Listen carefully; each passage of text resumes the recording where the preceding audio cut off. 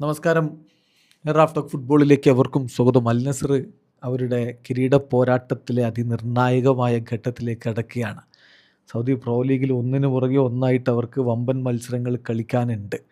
ബുധനാഴ്ച അത്തരം ഒരു വമ്പൻ മത്സരമാണ്. രാത്രി ഇന്ത്യൻ സമയം 11:30 AFC ചാമ്പ്യൻസ് ലീഗ് ജേതാക്കളായ അൽ അഹ്ലിക്കെതിരെ അവർക്ക് കളിക്കാനുണ്ട്.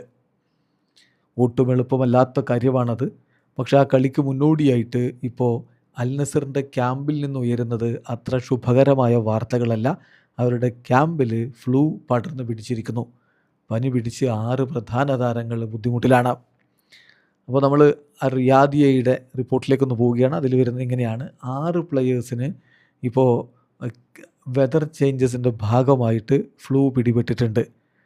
ടെക്നിക്കൽ സ്റ്റാഫ് പ്രതീക്ഷിക്കുന്നത് 2 ദിവസത്തിനകം അവർ റിക്കവർ ആകും, അൽ അഹ്ലിക്കെതിരെ കളിക്കാൻ കഴിഞ്ഞേക്കും എന്നാണ്. ഈ 6 താരങ്ങൾ എന്ന് പറയുമ്പോൾ അതിൽ സെനഗലീസ് താരം സാദിയോ മാനയുണ്ട്. അദ്ദേഹത്തിന് കഴിഞ്ഞ ദിവസം ട്രെയിനിങ് കംപ്ലീറ്റ് ചെയ്യാൻ പറ്റിയില്ല. French winger Kingsley കോമനുണ്ട്.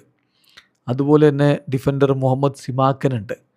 Croatian midfielder Marcelo Brozovic ഉണ്ട്. റൈറ്റ് ബാക്ക് സുൽത്താൻ അൽ ഖന്നമുണ്ട്. മിഡ്ഫീൽഡർ അലി അൽ ഹസനുണ്ട്. ഇവർക്കും ഈ ഫ്ലൂ എഫക്റ്റഡ് ആണ്. പക്ഷേ മാനെ ഒഴികെ ബാക്കിയുള്ളവർ ട്രെയിനിങ്ങിൽ പങ്കെടുത്തിട്ടുണ്ടായിരുന്നു എന്നുകൂടി ഇപ്പോൾ റിയാദിയ റിപ്പോർട്ട് ചെയ്യുന്നുണ്ട്. ഏതായാലും പൂർണ്ണമായും ഫിറ്റ്നസ് ഇല്ലെങ്കിൽ കളിപ്പിക്കുക എന്നുള്ള റിസ്ക്കാണ്. പക്ഷേ ഇതൊക്കെ ഈ താരങ്ങൾ ആരൊക്കെയാണെന്ന് നോക്കണം. മാനെ, കോമൻ, സിവാക്കൻ, ബ്രസോവിച്ച് ഇവരില്ലാതെ അൽ അഹ്ലിക്കെതിരെ മുട്ടിയ പണി വാളുകയും ചെയ്യും. സോ എത്രയും പെട്ടെന്ന് അവരെ സുഖമാക്കി ഭേദമാക്കി കളിക്കളത്തിലേക്ക് ഇറക്കുക എന്നുള്ളതാണ് അൽ നസർ മെഡിക്കൽ സ്റ്റാഫിൻ്റെ മുന്നിലുള്ള ഏറ്റവും വലിയ ടാസ്ക്. വീഡിയോ അവസാനിക്കുന്ന ഫുട്ബോൾ ലോകത്ത് കൂടുതൽ വിശേഷങ്ങളുമായി റാഫ് ടോക്സിൽ എത്താം.